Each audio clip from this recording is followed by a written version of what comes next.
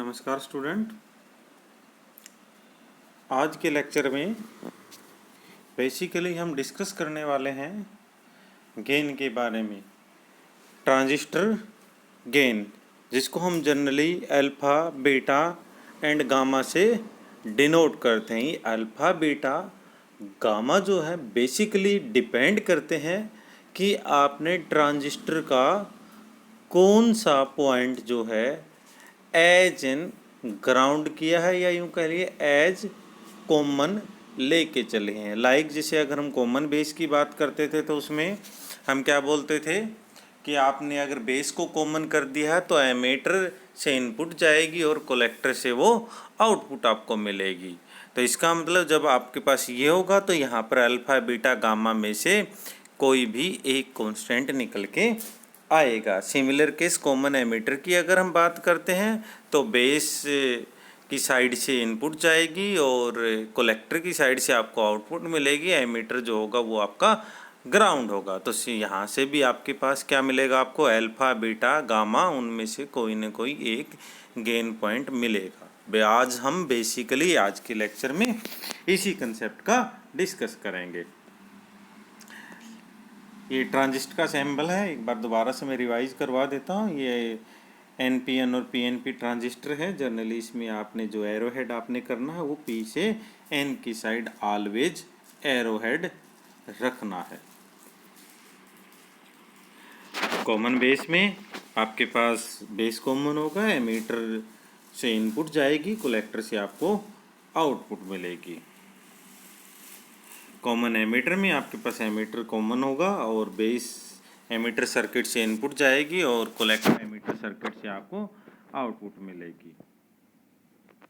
Now अगर हम diagrammatically visible करें, या यूँ कह लीजिए कि प्रैक्टिकली अगर हम विजिबल करते हैं लेबोरेटरी के अंदर, तो इस फॉर्मेशन का सर्किट आपको विजिबल मिलेगा सर्किट बोर्ड पर, या यूँ कह लीजिए कि आपने ब्रेड बोर्ड पर जनरली सर्किट जो है डिजाइन करना पड़ेगा। ठीक है, इस सर्किट में यहाँ पर आपके पास वेरिएबल वोल्टेज है, ये आपके पास करंट है जो माइक्रो एमीटर में मेजर है, यहाँ पर ये रेजिस्टेंस है, ये बेस एमीटर सर्किट में जो एग्जैक्ट वोल्टेज फ्लो होगी उसको मेजर करेगा। एमीटर इस केस में आपके पास ग्राउंड है। ये कलेक्टर के कोरस्पॉन्डिंग रेजिस्टेंस है। कलेक्टर के इनसाइड में जो करंट फ्लो होगा वो यहाँ से हम मेजर करेंगे। ये कलेक्टर की साइड में जो वेरिएबल वोल्टेज है वो पॉइंट है, और इस सर्किट में या यूँ कह लीजिए कलेक्टर एमीटर में जितनी भी वोल्टेज फ्लो होगी वो आपकी वोल्टेज यहाँ से मेजर होगी। जैसे हमने इनपुट एंड आउटपुट करेक्टरिस्टिक्स को मेजर किया था, उन करेक्टरिस्टिक्स में जनरली एक बार इनपुट किया था तो हमने इस सर्किट की बात की थी, आउटपुट किया था तो हमने इन सर्किट की बात की थी। उस केस में यहाँ पर ये जो पॉइंट दिए होते हैं वोल्टेज के, इन पॉइंटों को अगर आप इनको मेजर कर रहे हैं, इनपुट करेक्टरिस्टिक्स मेजर करते हैं तो इसको आपने कांस्टेंट रखना होता है। अगर आप आउटपुट को मेजर करेंगे तो आपने इन पॉइंट को इस वोल्टेज को कांस्टेंट रखना होगा, और उसके बाद आपने जो है इनके जो है ग्राफ आपने प्लॉट करने होते थे। तो एग्जैक्ट में जो आप काम करते हैं वो यही काम एक्सपेरिमेंटल सेटअप में काम करते हैं। नाउ इन केस अगर आप कॉमन बेस कनेक्शन लेके चलते थे तो वहाँ पर हम जो एम्पलीफिकेशन फैक्टर निकालते हैं वो अल्फा निकालते हैं, और अल्फा की वैल्यू होती है चेंज इन का collector current divided by change in emitter current. ये लेस देन यूनिटी होता है और इसकी जो रेंज होती है जनरली 0.9 से लेके 0.99 तक की होती है। सिमिलर केस अगर आपने कलेक्टर करंट की बात करनी है यहाँ पर, तो जनरली एमीटर का जो करंट जितना भी होगा that is equal to base current plus में कलेक्टर करंट रहेगा। स्लाइट करंट जो फ्लो होता है जो रिवर्स साइड से होता है, माइनॉरिटी चार्ज के केसेस में होता है, तो जनरली उसको हम लीकेज करंट बोलते हैं, उसको हम ICBO से डिनोट करते हैं। तो इसका मतलब ये हुआ जो कलेक्टर के इनसाइड से एग्जैक्ट में करंट फ्लो होगा that is IC is equal to alpha I plus में ICBO। अगर हम इनकी एक्सप्रेशन को फाइंड आउट करते हैं तो जनरली हमारे पास जो एक्सप्रेशन थी, हमारे पास ये एक्सप्रेशन है, that is I E is equal to I C plus में आई बी। उसी एक्सप्रेशन को आपने चेंज करना है। यहाँ पर क्या है, यहाँ पर ये आपके पास इक्वेशन है, that is I C is equal to alpha I plus में आई सी बी, और आई ई की जगह आपने आई सी प्लस में आई बी यहाँ पर पुट कर देना है। तो इसको थोड़ा सा रीअरेंज अगर हम करें तो इस एक्सप्रेशन में क्या हो जाएगा, I C is equal to alpha I C plus में अल्फ़ा आई बी प्लस में आई सी बी ओ।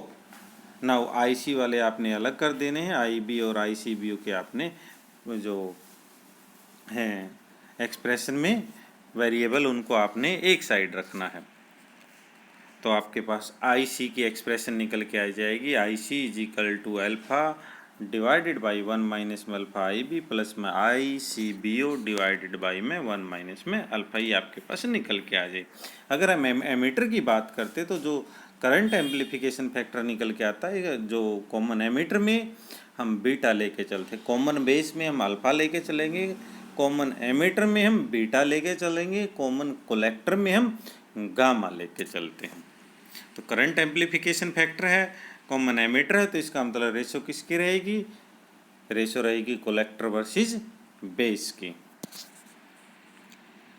इसका एम्पलीफिकेशन फैक्टर जो है, जैसे उसमें हमने बताया था लेस देन यूनिटी होगा, तो यहाँ पे ग्रेटर देन 20 होगा। यूजुअली इसकी जो रेंज होती है ये 20 से लेके 500 तक की रहती है। अगर हम इनके रिलेशन की बात करते हैं तो रिलेशन में वही आपने फार्मूले इनके लेने जो पीछे हम लेके चले हैं, लाइक जैसे बीटा के बराबर क्या था, delta I C divided by माई बी, अल्फ़ा के बराबर क्या है, आई सी डिवाइडेड बाई में आई ई की हमने वैल्यू यहाँ पे निकाली थी, चेंज इन आई कितना हो जाएगा, सभी का चेंज इन आ जाएगा। आई बी की अगर आपने वैल्यू निकालनी तो I B change in I B is equal to change in I minus में चेंज इन आई सी।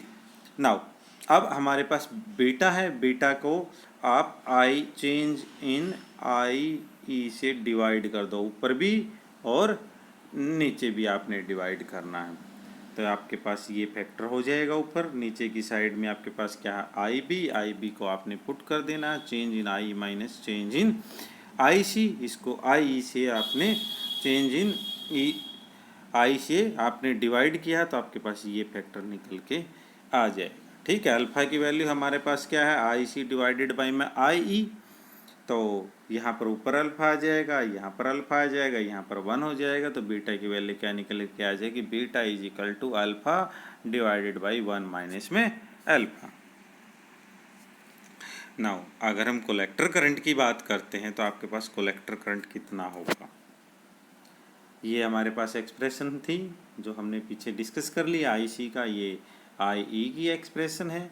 ठीक है, तो आई सी की जगह ये वैल्यू को पुट कर दो, रीअरेंज करो, रीअरेंज करने के बाद ये वैल्यू आ जाएगी। इस वैल्यू में आपने जो चेंज करना है वो चेंज क्या कर देना, क्योंकि हम कलेक्टर करंट का यहाँ पे डिस्कस कर रहे हैं, तो उस केस में जो एक्सप्रेशन, एक बार एक्सप्रेशन जो निकाल रखी वो अल्फ़ा के केस के लिए निकाल रखी है, दूसरी बार एक्सप्रेशन बीटा के मतलब अल्फ़ा के केस के लिए निकाल रखी है। तो जो हमने कॉमन बेस के हिसाब से हमारे पास ये एक्सप्रेशन है, क्योंकि अल्फ़ा उसी में निकलता है, और बीटा के हिसाब से इस एक्सप्रेशन को निकाल रहे हैं, तो ये किसके हिसाब से निकल रही है, कॉमन एमीटर के हिसाब से आप यहाँ पर इसको पुट कर सकते हैं। दूसरे केस में जनरली हमारे पास क्या होता है, बीटा प्लस 1 ये 1 डिवाइडेड बाई 1 माइनस अल्फ़ा के बराबर है, क्योंकि बीटा किसके बराबर होता है, अल्फ़ा डिवाइडेड बाई में 1 माइनस अल्फ़ा, तो +1 इधर कर दो, +1 आपने इधर कर देना। तो इस एक्सप्रेशन में अगर आप लिखेंगे तो आपके पास क्या हो जाएगा,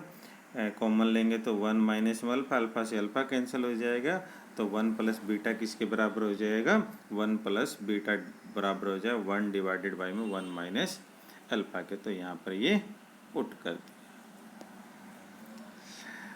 नाउ कॉमन कलेक्टर के लिए हम गामा निकालते हैं। गामा में आपके पास अब आपके पास क्या होगा, एमीटर की साइड से आपको आउटपुट मिलेगी और इनपुट किसकी साइड से मिलेगी, इनपुट आपके बेस की साइड से यहाँ पर आपको मिलेगी। नाउ दीज आर रिलेशन, ये रिलेशन आपने सेम एक्सप्रेशन से करना, इसका यहाँ पे आज मैं डिस्कस नहीं करूँगा, ये आप अपने हिसाब से ही डिस्कस कर लेंगे। वैसे ज़्यादा कुछ इसमें है नहीं, जैसे हमने बीटा का निकाला था वही गामा की यहाँ पर एक्सप्रेशन है, अल्फ़ा की यहाँ पर एक्सप्रेशन है। गामा के एक्सप्रेशन में इसको आई सी से आप डिवाइड कर सकते हैं, या फिर ये एक्सप्रेशन लिया, इसका चेंज इन निकाल दिया, बीटा का आपने चेंज इन निकाल दिया, आई दो ऊपर नीचे आई से आपने डिवाइड कर दिया है, ठीक है। तो डिवाइड करेंगे तो ऊपर 1 आ जाएगा, नीचे वाले एक्सप्रेशन में 1 माइनस में अल्फ़ा बन जाएगी। These are the same expression and this is the summary in transistor characteristics.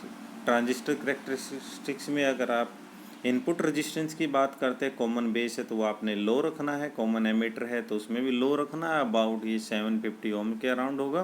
Common collector में ये आपने बढ़ा देना है, ठीक है, हाई कर देना। आउटपुट रेजिस्टेंस कॉमन बेस में हाई होगा, कॉमन एमीटर में भी हाई होगा, कॉमन कलेक्टर में ये लो रहेगा। वोल्टेज गेन अबाउट बेस में जो 150 होगी, कॉमन एमीटर में 500 होगी, कॉमन कलेक्टर में जो है ये लेस देन 1 होगी, ठीक है। एप्लीकेशन हम कहाँ कहाँ यूज कर सकते हैं कॉमन बेस को, हाई फ्रीक्वेंसी जहाँ हमें नीड हो हम वहाँ पर कॉमन बेस लगाएंगे, जहाँ पे हमें ऑडियो फ्रीक्वेंसीज की रिक्वायरमेंट हो हम कॉमन एमीटर लगाएंगे, जहाँ पर हमने इम्पीडेंस को मैच करवाना हो तो वहाँ पर कॉमन कलेक्टर लगाएंगे, ठीक है।